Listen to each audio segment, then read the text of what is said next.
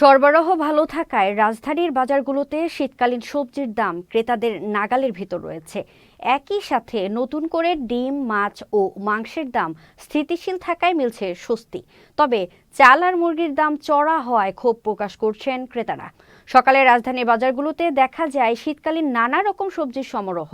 বিক্রেতারা বলছেন সবজির সরবরাহ বেশ ভালো, তাই ক্রেতারা সানন্দে কিনতে পারছেন যে কোনো সবজি। এদিকে শীতকাল হওয়ায় মাছের সরবরাহ বাড়ায় মাছের দাম স্থিতিশীল রয়েছে।